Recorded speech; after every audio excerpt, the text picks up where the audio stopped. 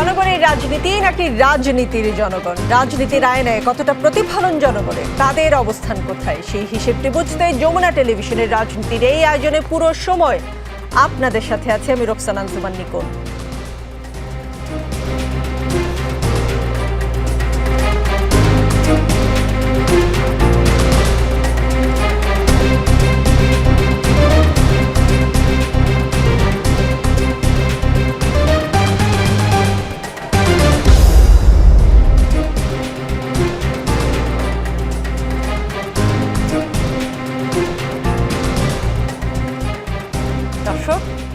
আজ আমাদের সঙ্গে অতিথি হিসেবে আছেন সৈয়দা রিজওয়ানা হাসান, পানি সম্পদ এবং পরিবেশ, বন ও জলবায়ু পরিবর্তন মন্ত্রণালয় বিষয়ক উপদেষ্টা।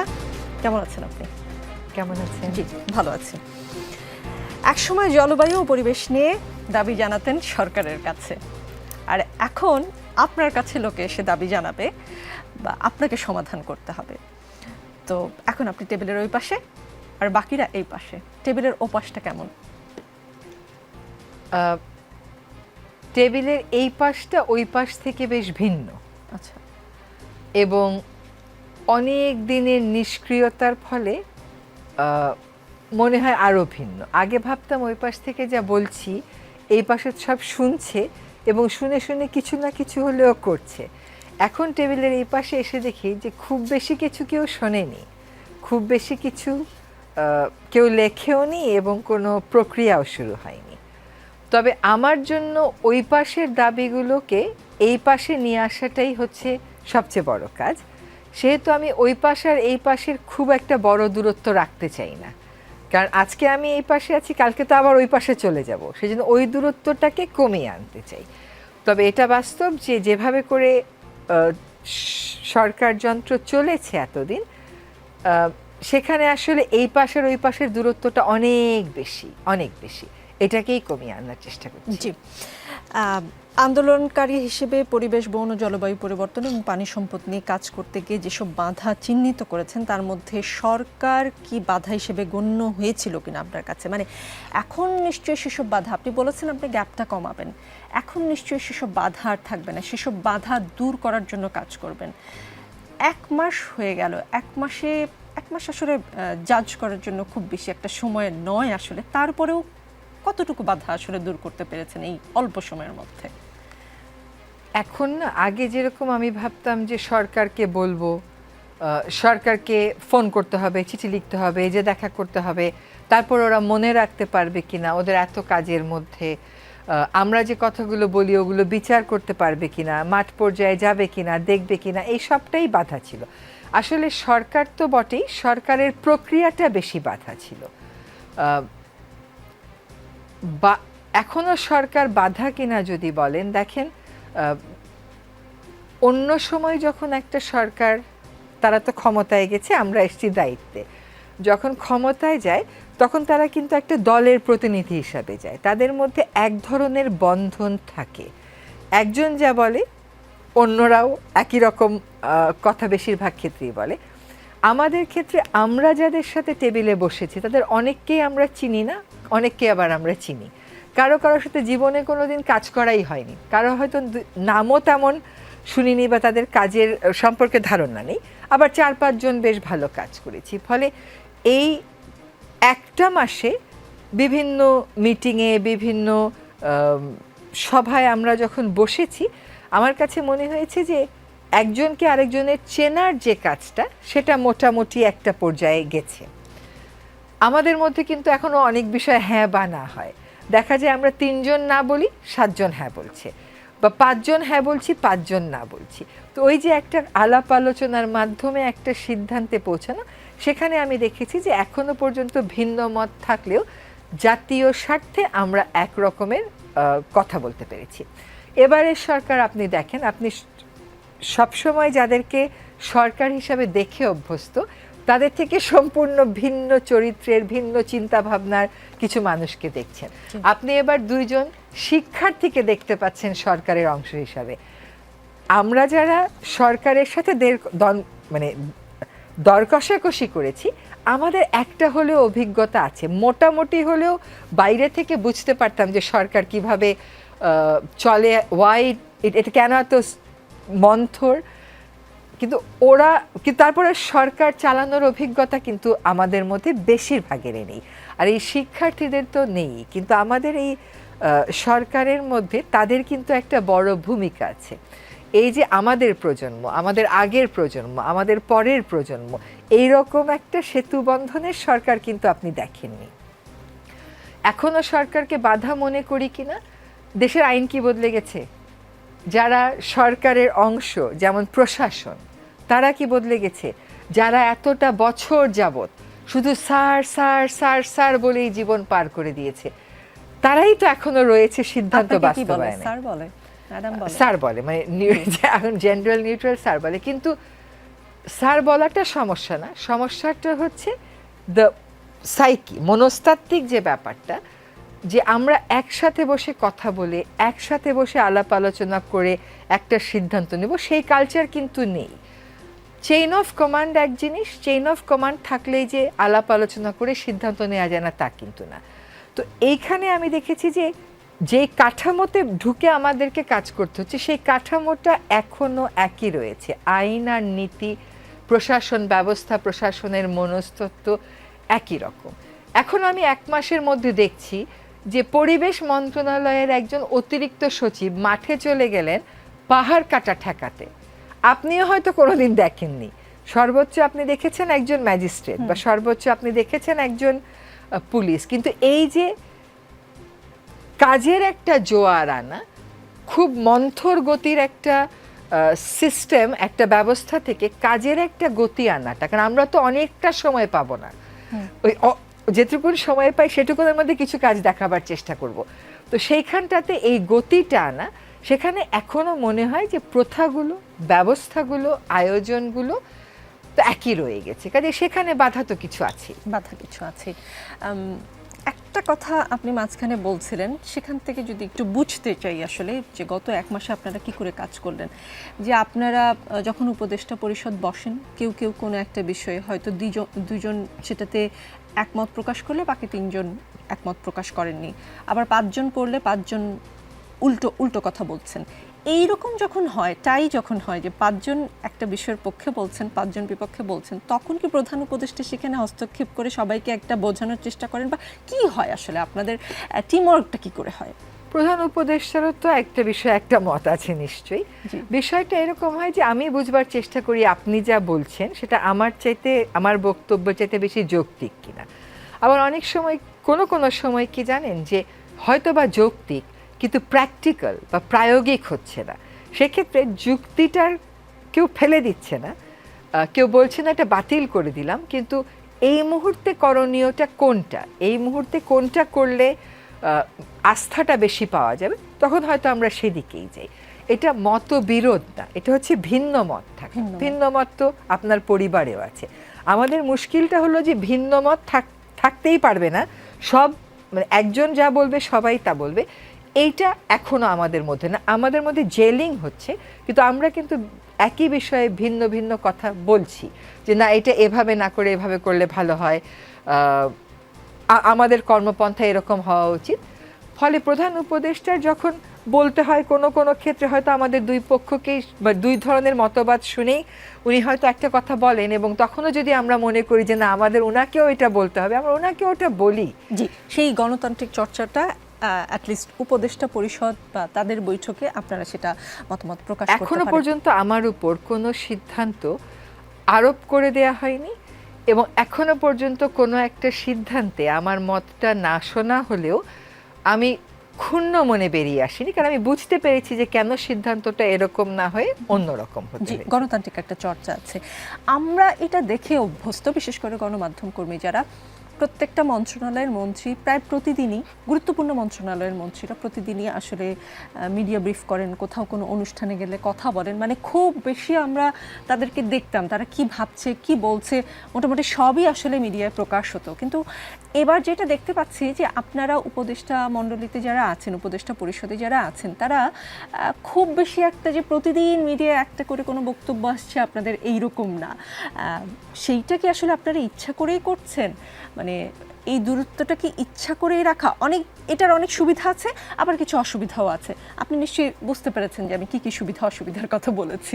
জি, আমরা তো এখানে ভোটের রাজনীতি করতে আসিনি, আমরা মানবাধিকার, জবাবদিহিতা, স্বচ্ছতা, সুশাসন এইগুলোর রাজনীতি করতে এসেছি।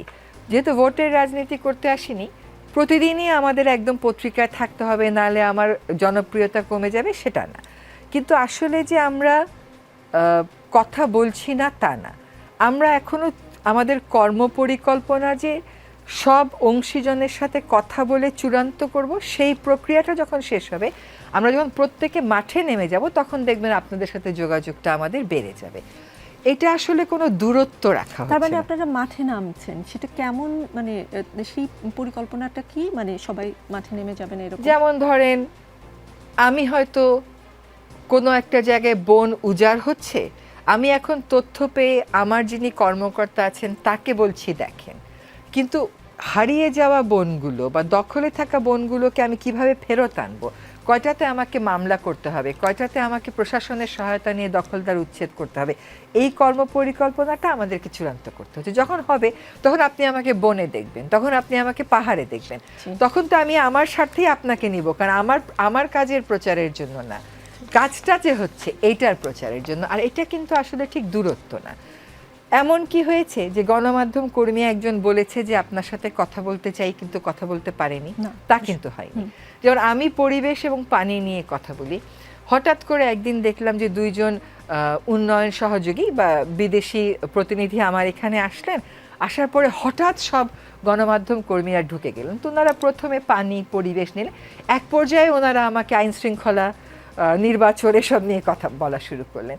কিন্তু আমি কিন্তু বলিনি যে আমি এসব প্রশ্নের উত্তর দেব না, কারণ আমি স্বরাষ্ট্র উপদেষ্টা নই, আমি নির্বাচন কমিশনারের দায়িত্ব নেই। কিন্তু আপনি যখন একটা সরকারের অংশ হন, তখন সরকারের প্রত্যেকটা জিনিসই মোটা দাগে আপনাকে জানতে হয়, দায়ও নিতে হয়, দায়িত্বও নিতে হয়। আপনি হয়তো ওইটার দায়িত্বে থাকেন না, ফলে কেউ যদি এমন বলে যে কথা বলতে চেয়েছিলাম বলতে পারিনি, তখন আমরা বলবো যে ইচ্ছাকৃত দূরত্ব।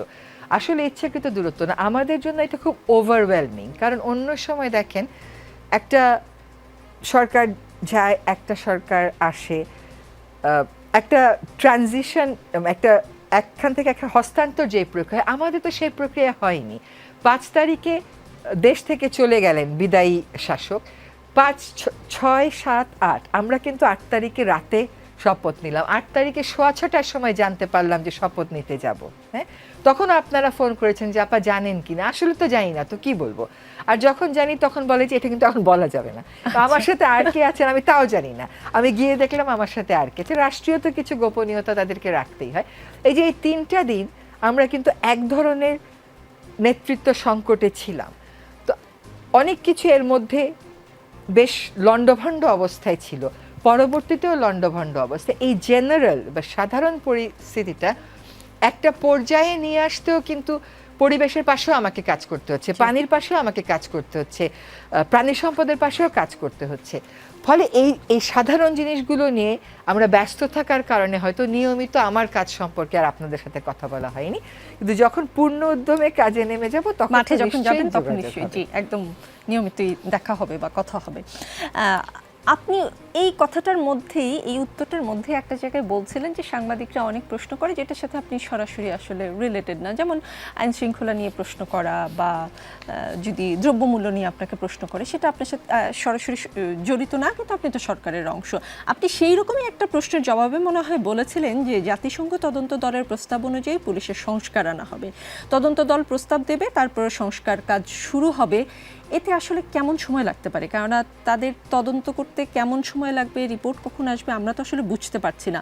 বিলম্ব হবে কিনা, কেননা বিলম্ব হলে পুলিশ সংস্কারের আগে আপাতত কিছু সাময়িক পদক্ষেপ নিয়েও যদি পুলিশকে আসলে কাজে ঢোকানো যায়, আপনি বুঝতে পারছেন যে এটা নিয়ে আমি দেখি যে সাধারণ মানুষের চিন্তার জায়গাটা, আতঙ্কের জায়গাটা একটু বেশি, যে আবার আইন শৃঙ্খলা পরিস্থিতি কবে রেগুলার নর্মাল প্রক্রিয়া। আমি সাফাইও গাইব না, আমি ডিফেন্ডও করব না, কিন্তু একটা শুধু একটু অনুরোধ রাখবো যে একটু বিবেচনায় নেবেন যে কোন অবস্থাতে আমরা আইন শৃঙ্খলা নিয়ন্ত্রণে আনার কথা বলছি। একটা হচ্ছে বিদায়ী গোষ্ঠী, একদিকে আছে প্রত্যাশী গোষ্ঠী, আরেক দিকে আছে যারা এত আন্দোলন করেছে, যাদের এত প্রাণ গেছে। আবার আরেক সময় আছে যে যারা এই প্রাণ নেওয়ার ক্ষেত্রে এই দমনের সাথে জড়িত ছিলেন তারা। এই সমস্ত কয়টা শক্তি সমাজে কিন্তু এখনো আছে। আপনাকে একটা শুধু ভিডিওর কথা মনে করিয়ে দিই, যেখানে সাবেক যিনি স্বরাষ্ট্রমন্ত্রী ছিলেন তাকে একজন পুলিশ বলছেন, একটা মারি, একটা মরে, একটাই যায়, বাকিটা যায় না। আপনি বলছেন যে ওই রকম একটা বাহিনীর এই মুহূর্তে মোরাল বা মানসিক অবস্থাটা কি? তারা সেবা দিতে ইচ্ছুক, কিন্তু সেবা দেওয়ার জন্য যে মানসিক প্রস্তুতি লাগে, যে লজিস্টিক্স লাগে, সেইগুলো একটু সময় লাগছে তাদের করে আনতে। সেজন্য এখনও কিন্তু সেনাবাহিনী আছে মাঠে। আমারও বন উদ্ধারে আমি সেনাবাহিনীকে ফোন করছি, আমি কিন্তু একই সাথে পুলিশকেও ফোন করছি পাহাড়ের দখল ও পাহাড় কাটা রোধ করতে। এইটা আসলে কত সময়ে স্বাভাবিক হয়ে যাবে এটা বলাটা কি খুব সহজ, কিন্তু যতটা তাড়াতাড়ি সম্ভব স্বাভাবিক করার চেষ্টা করা হচ্ছে। ট্রাফিক পুলিশের দায়িত্বে তারা নেমেছেন। এখন এটা না দুই দিকেরই, ধরেন তারা যদি আগের মতন করে আইন শৃঙ্খলা রক্ষাকারী বাহিনী বলতে আমরা যা বুঝি সেইভাবে নেমে যান, জনগণের কাছে সেটার অ্যাকসেপ্টেন্স কতটুকুন বা গ্রহণযোগ্যতা কতটুকুন। আমার মনে হয় যে এখন আমরা একটা পর্যায়ে এসছি যেখানে আমরা বলতে পারি যে মানুষ এখন পুলিশের উপস্থিতি চাচ্ছে। কিন্তু মুশকিল হচ্ছে যে আপনার একটা কথা মনে আছে, নিউ ইয়র্কে একজন কৃষ্ণাঙ্গকে মেরে ফেলার পরে পুলিশ বাহিনী হাঁটু গেড়ে নিউ ইয়র্কের জনসাধারণের কাছে ক্ষমা চেয়েছিল। আপনি নিউ ইয়র্কবাসী যে কোনো মানুষের কাছে জিজ্ঞেস করবেন, তারা বলবে যে ওই ঘটনাটা কিন্তু পুলিশের মনস্তত্ত্বে একটা প্রভাব ফেলেছে। আর আমার বক্তব্য যেটা, সেটা হচ্ছে যে জাতিসংঘ তদন্ত করবে, সেই প্রেক্ষিতে সিকিউরিটি রিফর্মসের কথা তারা সাজেস্ট করবেন। শুধুমাত্র সেইটার ভিত্তিতে রিফর্মস হচ্ছে তা না, কিন্তু পুলিশ কমিশন, পুলিশ নিজেরা কি মনে করে, কোথায় কোথায় তাদের রিফর্ম দরকার, তারা কি করে ব্রিটিশ পুলিশ থেকে আওয়ামী লীগ পুলিশ বা বিএনপি পুলিশ বা এখান থেকে বাংলাদেশ পুলিশ হবে, এই উত্তরণটা কিভাবে ঘটবে এটা জনগণও বলবে, পুলিশ বাহিনীও বলবে, এবং জাতিসংঘের যে বিশেষজ্ঞ টিমটা আসবে তারাও বলবে। এখন সেখানে সময় নির্ধারিত নেই, কিন্তু সেখানে সেই প্রক্রিয়াটা খুব তাড়াতাড়ি শুরু হবে।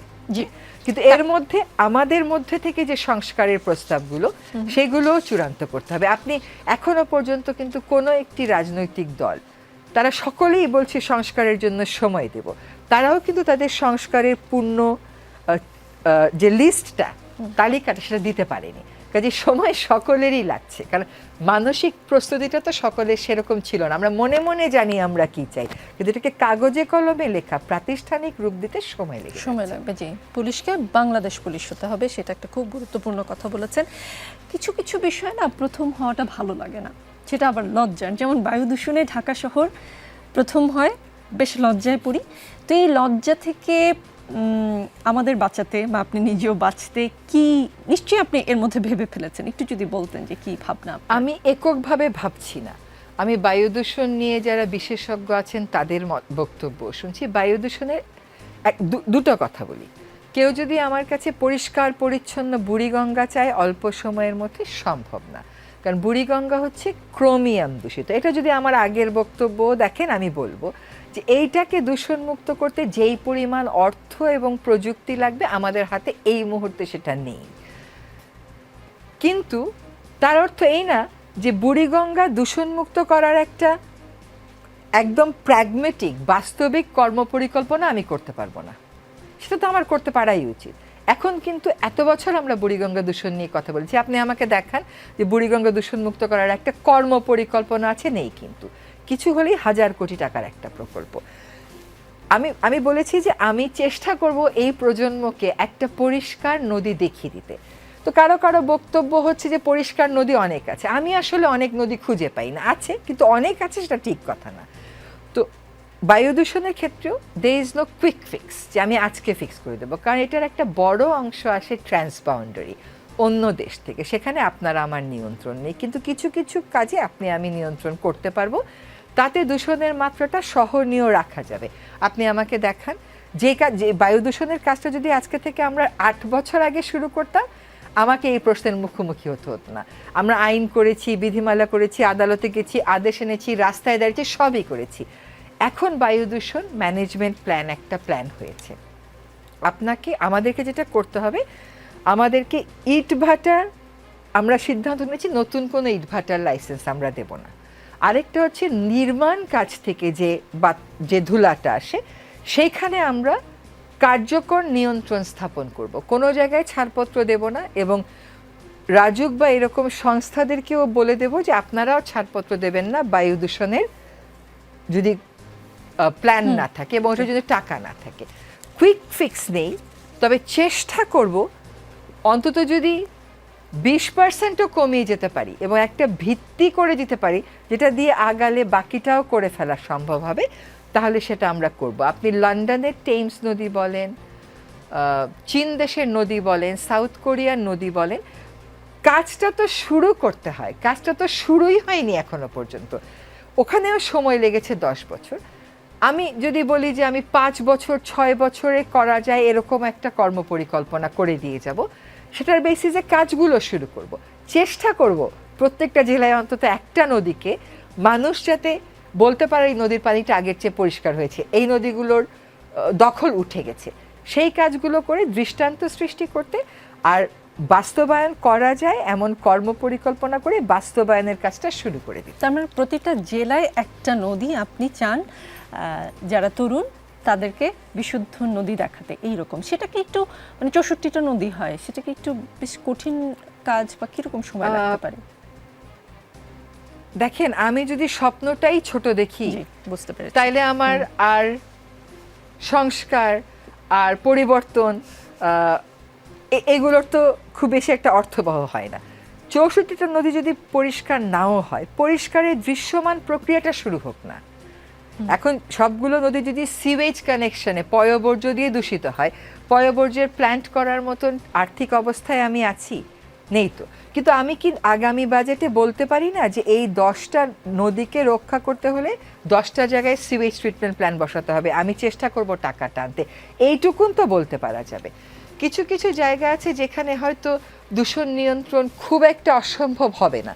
দেখি বিভাগীয় কমিশনার মহোদয়দেরকে বলেছি ওনারা কর্মপরিকল্পনা পাঠাক, এবং ওদেরকে বলেছি ব্যয় সাশ্রয়ী কর্মপরিকল্পনা পাঠাক। 1000 কোটি টাকার না। আরেকটা কি জানেন, আমি তো 64টা নদীকে পরিষ্কার দেখতে চাই না, আমি তো 1200 নদীকেই পরিষ্কার দেখতে চাই, কিন্তু প্রক্রিয়াটা তো শুরু হতে হবে, সেটাই তো এখনো শুরু হয়নি। কোনো কোনো শিল্প কারখানা দিনে ইটিপি চালু রাখে, আর রাতের বেলা সেই দূষিত বা কেমিক্যালযুক্ত পানিটা লোকচক্ষুর আড়ালে নদীতে বা খালে ছেড়ে দেয়। কিছু দুষ্ট লোক আছে, এই দুষ্ট লোকদের শায়েস্তা করবেন কি করে?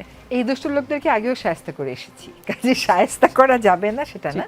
এই দুষ্ট লোকদের শায়েস্তা করতে কয়েকটা পদ্ধতি। একটা হচ্ছে ইটিপি পরিচালনা, যদি আপনার বায়োলজিক্যাল ইটিপি হয়, আপনি ইলেকট্রিক মিটার যদি আলাদা করে দেন, তাহলে ইলেকট্রিক মিটারটা বায়োলজিক্যাল ইটিপি হলে সারাক্ষণ ঘুরতে হবে, ওই ইলেকট্রিক মিটার কথা বলবে। কেমিক্যাল ইটিপি হলে কেমিক্যাল কতটুকুন ইম্পোর্ট করলো এবং কতটুকুন ব্যবহার করলো সেটার একটা হিসাব আমাদের থাকা উচিত। কারণ আমরা যদি পরিবেশ অধিদপ্তর হই, তাহলে আমার জানতে হবে যে এই ইটিপিটা চালাতে কতটুকুন কেমিক্যাল লাগতে পারে, সেটা সে ইম্পোর্ট করলো কিনা, আবার ব্যবহার করলো কিনা, সেটার একটা রেজিস্টার মেনটেন করলে বোঝা যাবে। তারপর হচ্ছে খবর না দিয়ে টেস্ট করা। আরেকটা হচ্ছে যখন আপনি টেস্ট করবেন তখন আপনি কমিউনিটির লোকদেরকে সাথে রাখবেন। আমার তো এরকম নিজেরই কত হয়েছে, এলাকার লোকেরা বলে যে এমন ময়লা পানি আপা থাকতে পারি না, পরিবেশ অধিদপ্তর রিপোর্ট দিয়ে দেয় একদম না, আমরা যে পানি কালেক্ট করেছি খুব ভালো। আপনি যদি ধলেশ্বরী নদীর, যেখানে ট্যানারির মারাত্মক দূষণ, সেখানকার রিপোর্ট দেখেন, পানি একদম খেয়ে ফেলার মতন পরিষ্কার পানি, কিন্তু আমরা তো দেখতেই পাচ্ছি চোখের সামনে খেয়ে ফেলার মতন না। সেখানে আমার পরিবেশ অধিদপ্তরেও স্বচ্ছতা আনতে হবে, আমার মনিটরিংয়ের স্টাইলই বদলে দিতে হবে, যেখানে পরিবেশ অধিদপ্তরের কর্মকর্তাদের সাথে শিক্ষার্থীরা, এলাকাবাসী সকলে থাকবেন। আরেকটা হচ্ছে যে ব্যবসায়ীরা যদি প্রতিপক্ষ হয়ে যান, সেটা কিন্তু আমার কোনো সুফল দেবে না। ব্যবসায়ীদেরকেও সেই দায়িত্ব নিতে হবে। বড় বড় কোম্পানিরা যখন দূষণ করে, সেই দূষণ মানবার তো আমি কোনো কারণ দেখি না। ক্ষুদ্র মাঝারি শিল্প যদি দূষণ করে, সেখানে তাকে ব্যাংক লোন দেওয়ার আমি একটা কারণ দেখি, অল্প সুদে ব্যাংক লোন দেওয়ার একটা সুযোগ সৃষ্টির কারণ দেখি। বড় বড় স্বনামধন্য এক্সপোর্ট ওরিয়েন্টেড রপ্তানিমুখী তারা দূষণ নিয়ন্ত্রণ করবে না? তারা তো তাদের লাভের টাকা আমাকে দেয় না, তো আমার নদীটা তারা কেন দূষণ করবে? ফলে এখানে কয়েকটা ফ্রন্টে যেতে হবে। একটা হচ্ছে দূষণ নিয়ন্ত্রণের কিছু আধুনিক পদ্ধতি আছে, সেগুলো আমাদেরকে ঠিক করে ফেলতে হবে, সেটার প্রক্রিয়াও শুরু হয়েছে। আমার মনিটরিংটা আমাকে বাড়াতে হবে। আর কতগুলো হটস্পট আমরা বেছে নিব। আমাদেরও তো লোকবল কম, যেখানে একটা লোক আমাদের এখানে 1,72,000 মানুষকে সার্ভিস দেয়, সেখানে ফিলিপিনে একজন কর্মকর্তা 20,000 মানুষকে সার্ভিস দেয়। সেটাও তো বুঝতে হবে। কিন্তু 18 কোটি মানুষের দেশে আমার জনসংখ্যা কম আমি বলতে চাই না, আমি কমিউনিটিকে সাথে নিয়ে কাজ কতটুকু আগানো যায় সেটাও দেখব। জি, নিশ্চয়ই আরও আলোচনা হবে, একটু পরেই ফিরছি। দেখছেন রাজনীতি, আমাদের সঙ্গে আছেন সৈয়দা রিজওয়ানা হাসান। উপদেষ্টা পরিষদের বৈঠকে প্লাস্টিকের বোতলের পরিবর্তে দেখেছি জগ এবং গ্লাস চলে এসছে, সেটা কি আপনার প্রস্তাবনা ছিল? নিশ্চয়ই। আমার তো বহুদিন যাবতই একবার ব্যবহার্য প্লাস্টিকের বিরুদ্ধে আমি কথা বলে এসেছি। প্রস্তাবনাটা আমার ছিল, কিন্তু আমার বলতেই হবে যে আমার অন্যান্য সহকর্মীরা, বিশেষ করে আমাদের প্রধান উপদেষ্টা যেভাবে সমর্থন দিয়েছেন, সেজন্য এই কাজটা খুব তাড়াতাড়ি করতে পেরেছি। কারণ আমি যখন প্রথম দিন বলেছি, তখন কিন্তু আমাকে বলা হয়েছে যে আসলে ওনার পানিটা তাহলে আমরা কিভাবে দেব, ওইটা তো একটা স্বাস্থ্যগত নিরাপত্তার বিষয় থাকে। তো তখনও কিন্তু আমরা বলেছি যে এইভাবে না করে এইভাবে করলেও ওইটা ব্যবহার করা যায়। তো এইটা আসলে অবশ্যই প্রস্তাবনাটা পরিবেশ মন্ত্রণালয়ের পক্ষ থেকে ছিল, কিন্তু আমাদের প্রধান উপদেষ্টা সহ অন্যান্য যারা সহকর্মীরা, এমনকি ওই দপ্তরের যারা সচিব এবং অন্যান্য কর্মকর্তারা আছেন, তারাও কিন্তু হোল হার্টের একটা সাপোর্ট দিয়েছে, যার জন্য আমরা এখন মোটামুটি প্লাস্টিকের পানির বোতলটা ওখান থেকে সরাতে পেরেছি।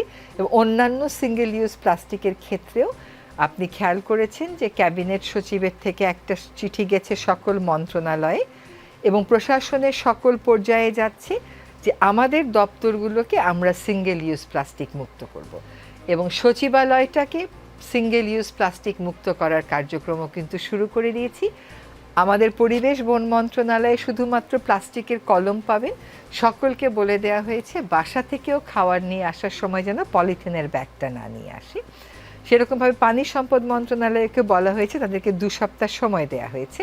এরকমভাবে প্রত্যেকটা মন্ত্রণালয়কে ক্যাবিনেটের পাশাপাশি পরিবেশ মন্ত্রণালয় থেকেও বলা হবে, যাতে করে আমরা সিঙ্গেল ইউজ প্লাস্টিক এবং পলিথিন মুক্ত একটা সমাজ গড়তে পারি। এটা তো অভ্যাসেরও পরিবর্তনের ব্যাপার। এটা কেন জরুরি একটু বলে রাখি, সেটা হচ্ছে যে গতকালই কিন্তু পত্রিকায় এসছে যে এখন এমনকি মানুষের মস্তিষ্কেও মাইক্রোপ্লাস্টিক পাওয়া যাচ্ছে। মায়ের দুধে পাওয়া গেছে, প্লাসেন্টাতে পাওয়া গেছে, যকৃতে পাওয়া গেছে, রক্তে পাওয়া গেছে, এখন মানুষের মগজেও পাওয়া যাচ্ছে। এবং এইটা তারা বলছেন যে কতগুলো সিঙ্গেল ইউজ প্লাস্টিক একেবারেই পরিহার্য, বিশেষ করে গরম খাবার নিয়ে তো ওগুলো একেবারেই নেওয়া যাবে না। সে প্রেক্ষিতে তার বসে থাকার কোনো সুযোগ নেই। জি, তার মানে সংস্কারটা একদম আপনি আপনার মন্ত্রণালয় থেকে, নিজে তো আপনি এগুলো মেনে চলেন, আপনার মন্ত্রণালয় থেকে শুরু করেছেন, কিন্তু সংস্কার নিজেকে দিয়ে শুরু করতে হয়, এটার একটা বার্তা। কিন্তু আসলেই কি আমরা নিজেকে সংস্কার করতে অতটা অভ্যস্ত? ইদানিং কি একটা বিষয় আপনি খেয়াল করেছেন কিনা, বিরুদ্ধ মত, মানে কেউ একজন কিছু ভাবছে, সেটা বিরুদ্ধ মত করলে এক ধরনের সোশ্যাল মিডিয়া ট্রায়াল বা মব জাস্টিসেরও শিকার হচ্ছে কখনো কখনো। এই সোশ্যাল মিডিয়া ট্রায়াল এবং মব জাস্টিস সম্পর্কে আপনাদের যে এখনকার সরকারটা, তারা কি আসলে বুঝতে পারছেন বিষয়টা কতটা প্রকট হয়েছে, নাকি খুব বেশি একটা ব্যবস্থা আমাদের চোখে পড়ছে না? সেটা কি ইচ্ছা করে করছেন না, নাকি আসলে 1 মাস সময় যথেষ্ট নয় এগুলোর বিরুদ্ধে ব্যবস্থা নেওয়ার জন্য? আজকেও কিন্তু মব জাস্টিসের বিষয়ে শিক্ষার্থীরা প্রধান উপদেষ্টাকে বলেছে এবং উনি দ্ব্যর্থহীন ভাষায় বলেছেন যে মব জাস্টিস মেনে নেওয়ার, সমর্থন করার কোনো ধরনের কোনো কারণ নেই। তারও যদি আগে যান, যখন প্রথম উনি ভাষণ দিয়েছিলেন, সেখানে উনি বলেছেন যে বিচারের আগেই আমরা এক রকমের বিচার করে ফেলছি, এই মানুষকে আদালত প্রাঙ্গণে তার উপর আক্রমণ করছে, যেটা কোনোভাবেই গ্রহণযোগ্য নয়। একটা কথা খুব স্পষ্ট করে বলি, যতগুলো ঘটনা ঘটছে কোনো জায়গাতে সরকারের কিন্তু কোনো আপনি সম্পৃক্ততা পাবেন না। তবে এই দায়টা তো নিতেই হবে যে যতটা কার্যকরভাবে এটা আমাদের নিয়ন্ত্রণ করার কথা ছিল ততটা কার্যকারিতা আমরা এখনো দেখাতে পারি। আমরা যে চেষ্টা করছি না তা না। কয়দিন আগে আপনি দেখেছেন যে স্বরাষ্ট্র মন্ত্রণালয় থেকে একটা বিজ্ঞপ্তি এসেছে, কেউ মামলা করলে তাকে তো আমরা আটকাতে পারবো না। সেই মামলাটা হচ্ছে, কিন্তু আমরা কিন্তু যত্রতত্র গ্রেফতার করছি না, যাচাই বাছাই করে এফআইআর কেউ করে ফেলছে, চাপ দিয়ে এফআইআর করাচ্ছে, এফআইআর করে ফেলছে, কিন্তু এফআইআর করার পরে সরকার একটা পদ্ধতি ফলো করে শুধুমাত্র যারা দোষী তাদের ব্যাপারেই ব্যবস্থা গ্রহণ করবে, যার বিরুদ্ধে যার দুশ্মনী আছে সবাইকে নাম দিয়ে দিচ্ছে। আরেকটা হচ্ছে, এখন আমরা আসামিদেরকে সময়ের একটু আগে পরে নিয়ে যাওয়ার চেষ্টা করছি যাতে ওই অপ্রীতিকর ঘটনার মুখোমুখি না হয়। তাছাড়াও দেখবেন এক ধরনের অসহিষ্ণুতা আছে, যে কোনো একটা ব্যাপারে আগেই জাজ করে ফেল। আমি আমাদের একটা ছোট্ট বিষয় বলি, আমাদের পরিবেশ অধিদপ্তরের ডিজি মহোদয় কোনো একটা মিটিংয়ে সেন্ট মার্টিনের পরিবেশ রক্ষা নিয়ে একটা কথা বলেছেন। সেখানে বলতে বলছে যে সরকারের কিছু পরিকল্পনা আছে সেন্ট মার্টিনে পর্যটন নিয়ন্ত্রণ, এটা কিন্তু আপনারা গণমাধ্যম বহুবার বলেছেন। সেখানে হঠাৎ করে সামাজিক মাধ্যমে একটা শুরু হয়ে গেল সেন্ট মার্টিন নিয়ে একটা রাজনীতি। খুঁজতে খুঁজতে দেখা গেল তিনি যা বলেছেন সেই সিদ্ধান্ত 2019 সালে আনুষ্ঠানিকভাবে নেওয়া, কিন্তু উনি আসলে মত বিনিময়ে আপনি একটা বলেন আমি একটা বলি সেটাই বলেছেন। এখন এই যে পুরো মানে ফোকাসটা ঠিক না থাকা, যেমন ধর এখানে আমার ফোকাসটা কি হওয়া উচিত ছিল, আমার ফোকাসটা হওয়া উচিত ছিল যে আমার এই প্রবাল দ্বীপটাকে রক্ষায় আমার কি করণীয়, আমার এই দ্বীপটাকে রক্ষায় আমি কি করব, সেটা ফোকাস না হয়ে ফোকাস হয়ে গেল একটা অন্য বিষয়। তো এই সামাজিক যোগাযোগ মাধ্যম থেকে কিন্তু আমি নিজেও অনেক কিছু জানি এবং শিখতে পারি, এটার একটা ভালো দিক আছে। কিন্তু আমার মনে হয় কি, যেটা বহুদিনের কথা বলতে না পারা, প্রপার ইনফরমেশন না পাওয়া, প্রপার ইনফরমেশন যখন আপনি পাবেন না, সঠিক তথ্য আপনি না পেলে আপনার কিন্তু ভুল তথ্য নিয়েই খেলতে থাকতে হবে। তো সেইগুলো আমরা অ্যাড্রেস করার চেষ্টা করছি, কিন্তু আমাদের থেকে কোনো রকমের কোনো সমর্থন নাই। যেখানে যত দ্রুততার সাথে সম্ভব আমরা আসামিকে ধরারও চেষ্টা করছি, কিন্তু যেটা বললাম যে আমাদের আইন শৃঙ্খলা রক্ষাকারী যারা আছেন তাদের যে পরিমাণ টেকনোলজিক্যাল সাপোর্ট, লজিস্টিক সাপোর্ট ছিল সেগুলো চলে গেছে, মনস্তত্ত্বে একটা তফাৎ আছে, তারপরেও তারা রাস্তায় নেমে গেছেন। সেখানে আমাদের একটু সময় লাগছে। এই দায় আমরা বা দায়িত্ব আমরা অস্বীকার করছি না, স্পষ্ট করে যেটা বলছি সেটা হচ্ছে সরকারের সাথে এটার কোনো সম্পর্কই নেই। অতি উৎসাহী, স্বার্থান্বেষী, উদ্দেশ্য প্রণোদিত হয়ে যারা এই কাজগুলো করছেন তারা করছেন। আমাকেও তো কত সাংবাদিক ফোন করছে, তাদের নাম ঢুকিয়ে দিচ্ছে হত্যা মামলায়, তাদের সাথে চেনেও না বিষয়টা নিয়ে। আমি তাৎক্ষণিকভাবে স্বরাষ্ট্র মন্ত্রণালয়ের কথা বলছি, স্বরাষ্ট্র মন্ত্রণালয় থেকে তাদেরকে আশ্বস্ত করা হচ্ছে এবং এটা নিশ্চিত যে দোষী নয় এমন কাউকে কোনোভাবেই সরকারের পক্ষ থেকে কোনো শাস্তির মুখোমুখি করা হবে না। সরকার প্রক্রিয়া মানে বলেই জাতিসংঘ, সরকার প্রক্রিয়া মানে বলেই আমরা স্বচ্ছ থেকে বলছি যে আপনারা আসেন, এসে দেখে যান। হ্যাঁ, কাজে একটু সময় লাগছে, সেই দায়টা অস্বীকার করছি। জি, তার মানে সেন্ট মার্টিন আমেরিকা নিয়ে যাচ্ছে না। ফেসবুক দেখলে যদিও মনে হচ্ছিল আমেরিকা বোধহয় নিয়েই গেল।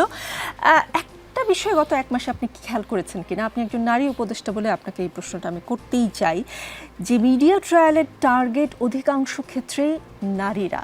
আপনি যদিও বলছেন যে একটু সময় লাগবে, কোনোভাবে খুব জরুরি ভিত্তিতে নারীদের জন্য কোনো স্পেশাল ব্যবস্থা নেওয়া যায় কিনা?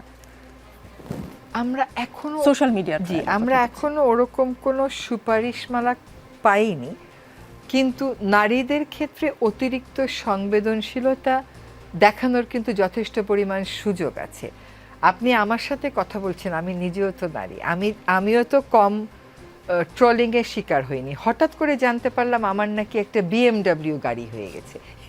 BMW গাড়ি তো কোনোদিন চোখেও দেখিনি, তথ্যও নেই, বাস্তবের সাথেও এটার কোনো সম্পর্ক নেই, কিন্তু এইটা একটা গোষ্ঠী থাকবেই যারা এই কাজগুলো করবে।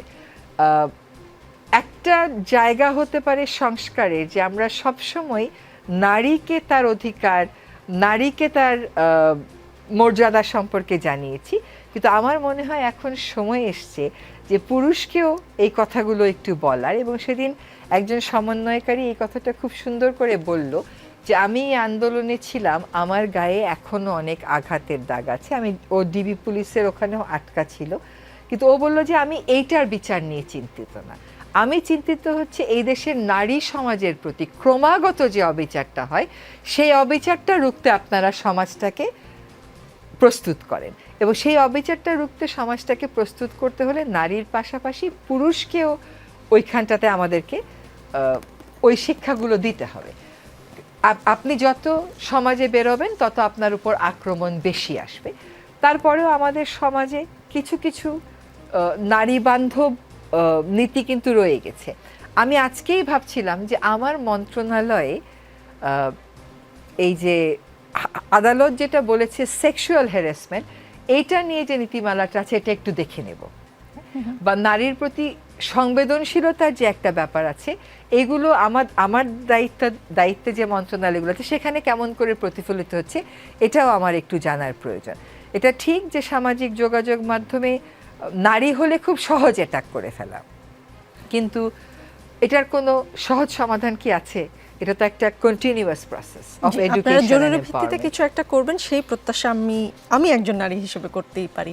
প্রধান উপদেষ্টা ডক্টর মোহাম্মদ ইউনূস আজকে শিক্ষার্থীদের উদ্দেশ্যে একটা কথা বলেছেন যে ভুল ভ্রান্তি ধরিয়ে দিয়ে মাসে অন্তত একটা চিঠি দিও।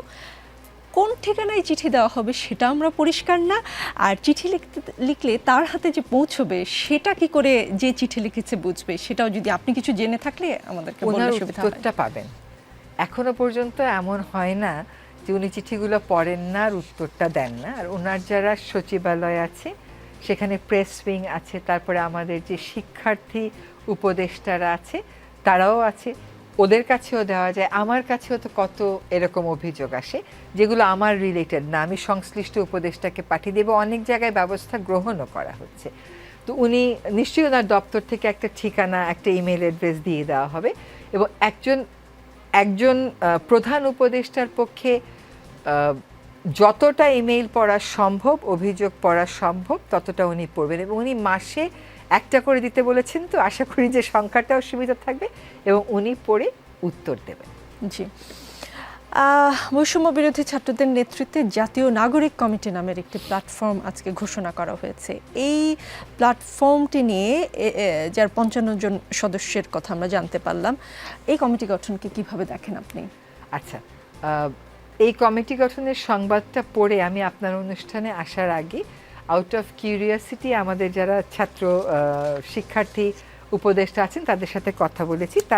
তাদের বক্তব্যটা হচ্ছে ছাত্ররা তো একটা আন্দোলন করেছে, ওদের নেতৃত্বে জিনিসটা শুরু হয়েছে, কিন্তু পরে তো সাধারণ জনতাও প্রচুর পরিমাণে যোগ হয়েছে। এই যে সাধারণ জনতা, তাদের সাথে ছাত্রদের যে প্রত্যাশা, তার একটা সংযোগ ঘটানো, সাধারণ জনমানুষের প্রত্যাশাটা যেন বিচ্ছিন্ন না হয়ে যায়, তারা যেন কখনো মনে না করে যে শিক্ষার্থীদের সাথে আমরা ছিলাম কিন্তু আমাদের কথাগুলো আর শোনাতে পারছি না, সেটা নিশ্চিত করার জন্য সাধারণ জনতা যারা আন্দোলনে ছিল তাদের সাথে একটা সংযোগ স্থাপনের জন্য এই কমিটিটা হয়েছে। জি, একটু পেছনে ফিরে যেতে চাই। 2014 সালের ঘটনা, আপনার স্বামীকে অপহরণ করা হয়। প্রায় 30-35 বা 32 ঘন্টা পরে বোধহয় তাকে পাওয়া যায়, আবু বকর সিদ্দিক সাহেবকে।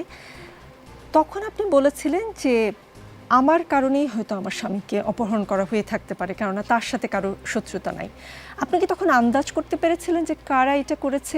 এখন তো আপনি একটা কি বলবো, একটা অবস্থানে আছেন, একটা পাওয়ারফুল জায়গায় আছেন, এখন আপনি চিহ্নিত করে তাদেরকে শাস্তির আওতায় আনবেন কিনা?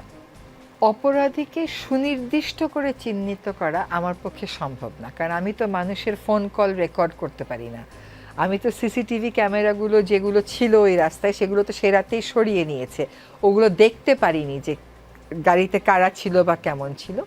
এই দায়িত্বটা দোষী ব্যক্তিকে খুঁজে বের করে শাস্তি নিশ্চিত করার দায়িত্বটা আইন শৃঙ্খলা রক্ষাকারী বাহিনীকে করতে হবে।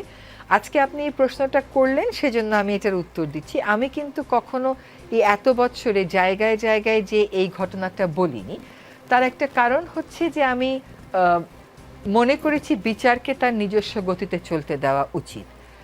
এবং ওই যে নারী শিক্ষার্থী সমন্বয়কের কথা যে বললাম, যে আমার গায়ের উপর যত আঘাত লেগেছে তা তো লেগেইছে, কিন্তু আরও অনেক মানুষের, মায়ের ডাকের যারা আছে তাদের কথা যদি শোনেন, তাদের দুঃখের সাথে যখন আপনি চিন্তা করবেন, আপনি দেখবেন যে আপনার দুঃখটা তাদের চাইতে অনেক কম। তার অর্থ এই না যে আমি বিচারের দাবি ছেড়ে দিয়েছি। সরকারে যেই থাকুক, যখনই থাকুক, আমি সরকারে আছি বলে এটার বিচার হতে হবে, এটা তো কোনো কথা হলো না।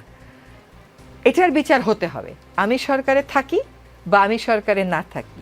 কারণ এইটা কিন্তু সেই শাসন ব্যবস্থারই প্রতিফলন, যে শাসন ব্যবস্থার কারণে এই যে মায়ের ডাকে যারা আছে তাদের পরিবারের সদস্যরা গুম হয়ে গেছে। আমার হয়তো অপহরণ পর্যায়ে এসে থেমে গেছে, আপনাদের সকলের সহায়তা পেয়েছি, আমার সুশীল সমাজের সহায়তা পেয়েছি, সরকারের মধ্যেও হয়তো একজন দুজন সমর্থন দিয়েছিলেন, কিন্তু এটা আমি বলে আমি বিচার চাচ্ছি তা না। এটা একটা চরম অবিচারের ঘটনা, এবং এটার যদি বিচার না হয়, আগামীতে যে আমরা প্রতিশ্রুতি দিয়ে এসেছি যে গুম আর অপহরণ এই সমাজ থেকে শেষ হয়ে যাবে, বিচার না হলে তো শেষ হবে না।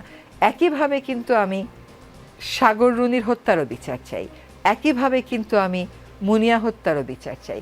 আমার জীবনে যা ঘটেছে, আমি একটা অবস্থানে আছি বলে, বা তখনও একটা অবস্থানে ছিলাম বলে এইটা অন্য মাত্রায় গুরুত্ব দেওয়া হবে সেটা বলছি না, কিন্তু বিচার যেন হয় সে দাবি আগেও ছিল, এখনো আছে। জি, আপনি বলেছেন দেশে এখনো 700 মানুষ নিখোঁজ রয়েছেন, যাদের পরিবার ভুক্তভোগী সবার পরিবারই ন্যায় বিচার পাক, এটা তো প্রত্যাশা থাকবেই। দুঃখিত। গত 5 আগস্ট সরকার পতনের পর থেকে পরিবহন, বাজার ঘাট সহ যেটা আমাদের কাছেও অনেক অভিযোগ আসছে যে চাঁদাবাজি বা দখলদারিত্ব, চাঁদাবাজির কেবল নাকি হাত বদল হয়েছে। মানে আগে এক পক্ষ চাঁদা নিত, এখন আবার অন্য পক্ষ চাঁদা নিচ্ছে। এক পক্ষ গা ঢাকা দিয়েছে, আরেক পক্ষ নতুন করে চাঁদাবাজি শুরু করেছে। এই সংস্কৃতি বন্ধ করার জন্য 1 মাসে আসলে কতটুকু এগুতে পারলেন? আচ্ছা, একটা অস্থির পরিবেশ পরিস্থিতি ছিল। সাধারণ অবস্থায় যে সাপোর্টটা থাকে আইন শৃঙ্খলা, সেটা আমাদের ছিল না। তারপরেও কিন্তু সাম্প্রতিক সময়ে আপনি খেয়াল করবেন গ্রেফতার কাজ হচ্ছে, অভিযান চালানো হচ্ছে। এইটা আইন শৃঙ্খলা রক্ষাকারী বাহিনীকে দিয়ে যেমন সামলানোর চেষ্টা করা হচ্ছে, এবং সেটাই সাধারণ নিয়ম। একই সাথে কিন্তু রাজনৈতিক যে দলগুলো আছে তাদেরকেও বারবার বলা হচ্ছে যে চাঁদাবাজির সাথে আপনাদের যদি কেউ জড়িত থাকে, আপনারা সেখানে ব্যবস্থা গ্রহণ করবেন। এবং সেটা কিন্তু ওনারাও বলছেন যে যদি আমাদের দল থেকে আমাদের দলের পরিচয়ে কেউ এটা করে, তাকে পুলিশের হাতে তুলে দেবেন। এইখানেও আমাকে দায় স্বীকার করে নিতে হচ্ছে যে প্রচেষ্টা অব্যাহত আছে, কিন্তু এখনও আমরা কাঙ্ক্ষিত সেই সফলতার দিকে যেতে পারিনি। আবার দেখেন, শুধুমাত্র চাঁদাবাজি না, বেশ কয়েকটা খাতেও আমরা অস্থিরতার চিত্র দেখছি। সেখানেও কিন্তু আজকেও খবর এসছে যে সাভার এবং আশুলিয়ায় প্রায় প্রতিটা কারখানায় আইন শৃঙ্খলা পরিস্থিতি বা কর্মের স্বাভাবিক পরিবেশ চলে এসছে। কয়েকটা জায়গায় এখনও দর কষাকষি হচ্ছে। এগুলোর বেশ কিছু কারণ আছে। কিছু কারণ হচ্ছে শ্রমিকের অসন্তোষ, কিছু কারণ হচ্ছে উস্কানি, কিছু কারণ হচ্ছে যে যারা এটার মালিক তারা হয়তো ক্ষমতা বদলের সাথে সাথে দেশ ছেড়ে চলে গেছেন। অনেক কয়টা ফ্যাক্টর কাজ করছে, কাজে অনেক কয়টা রাস্তা ধরে আমাদের এগিয়ে যেতে হচ্ছে। আমরা একটা কথা শুনতাম যে ফ্যাসিবাদের যে 15 বছর, এটার যদি শেষ হয় তাহলে বাংলাদেশে প্রচুর খুনোখুনি হয়ে যাবে। শুনতাম না যে এক পক্ষ অন্য পক্ষকে প্রচুর খুনোখুনি করবে। আপনি খেয়াল করেন, যতটা আমরা আশঙ্কা করেছিলাম ততটা কিন্তু হয়নি। সেখানে আপনি সেনাবাহিনী, র্যাব, পুলিশ, তারাও একটা ইতিবাচক এবং একটা দায়িত্বশীল ভূমিকা রেখেছে। অনেকের ব্যাপারে অনেক কিছু কথা থাকতে পারে, কিন্তু বাস্তবতা হলো যে তারাও এখনো পর্যন্ত ওই পরিস্থিতিটা নিয়ন্ত্রণে কাজ করেছে। বাকিটুকুন আরেকটু সময় দেন, আরেকটু চেষ্টা করি। আর যারা সুপারিশ আছে সেগুলোও বলেন স্বরাষ্ট্র মন্ত্রণালয়কে। দেখেন, একটার পর একটা বিক্ষোভ চলছেই, আনসারের বিক্ষোভ। তাদের সব দাবি দাওয়া মেনে নেওয়া হলো। একটা দাবি দেওয়ার ক্ষেত্রে তাদেরকে বলা হলো যে এটা আমরা 7 দিনের মধ্যে আপনাদেরকে সাথে নিয়ে একটা কমিটি করে বসবো, বসে একটা সিদ্ধান্ত দেব। কারণ 1 লক্ষ মানুষকে জাতীয়করণ যদি করা হয়, এটা একটা আর্থিক দিক আছে। তারা সেটাও শুনে গেল, তারপরেও কিন্তু তারা শুনে ঘোষণা দিল গণমাধ্যমে যে আমরা প্রত্যাহার করলাম, আবারও গিয়ে আন্দোলন করলো। তো সবটাই ষড়যন্ত্র না, আবার সবটাই যে ষড়যন্ত্রের বাইরে তাও না। উস্কানিও আছে, ষড়যন্ত্রও আছে, চাঁদাবাজিও আছে। রাজনৈতিক দলগুলো যে সঠিকভাবে নিয়ন্ত্রণ করতে পারছে কর্মীদেরকে তা না, কিন্তু চেষ্টার যে ত্রুটি আছে সেটা বলবো না, এখন সেটা দৃশ্যমান করতে আরও কিছু সময় লাগছে। গত 1 মাস আপনারা কাজ করলেন, আপনি সন্তুষ্ট আপনার এবং আপনার সহকর্মীদের কাজে? এটাই আমার শেষ প্রশ্ন। আমার মানসিক অস্থিরতাটা কমেছে। আমার কাছে মনে হয়েছে যে আমি কাজ করতে পারবো। প্রথম 2 সপ্তাহ কিন্তু আসলে কেউ কাজ করতে পারে না, মানে এরকম দায়িত্ব নেওয়ার পরে শুধু ফোন আর মানুষের সাথে কথা বলতে বলতে প্রথম 2 সপ্তাহ চলে যায়। তারপরে যখন বসলাম সহকর্মীদের সাথে, মানসিকতা দেখলাম, তারপরে আমার কাছে সারাদিনে যত কমপ্লেইন আসে দেখলাম, কতগুলো কমপ্লেইনের সুরাহা করলাম, কিছু কিছু কাজ হাতে নিলাম, অন্য সরকারি সংস্থাগুলোর সহায়তা পাচ্ছি। আমি বলবো যে আশ্বস্ত হওয়ার মতন যথেষ্ট কারণ আছে, আশা রাখার মতো যথেষ্ট কারণ আছে, এবং একটা জাতি হিসাবে আমরা যেন হতাশা না ছড়াই, আমরা যেন আশান্বিত থাকি। কারণ বারবার বলা হচ্ছে যে আমরা ভুল করতে পারি, আমাদের ভুলগুলো ধরিয়ে দিন, আমরা শোধরাবো, কিন্তু আমরা ক্রিমিনাল কিছু করব না, সেটুকুন প্রত্যয় আছে। জি, অনেক ধন্যবাদ। জাতি হিসেবে আপনি যেটা বললেন, আমরা হতাশ হব না, আমরা ঘৃণা ছড়াবো না, তাহলে রাষ্ট্র সংস্কারের যে কাজ সৈয়দা রিজওয়ানা হাসানরা হাতে নিয়েছেন বা তাদের হাতে তুলে দেওয়া হয়েছে, সেই কাজ কিন্তু পিছিয়ে যাবে। রাজনীতিতে শেষ কথা বলে কিছু নেই। আগামী বৃহস্পতিবার রাত 9টায় আবারও দেখা হবে, সাথেই থাকুন।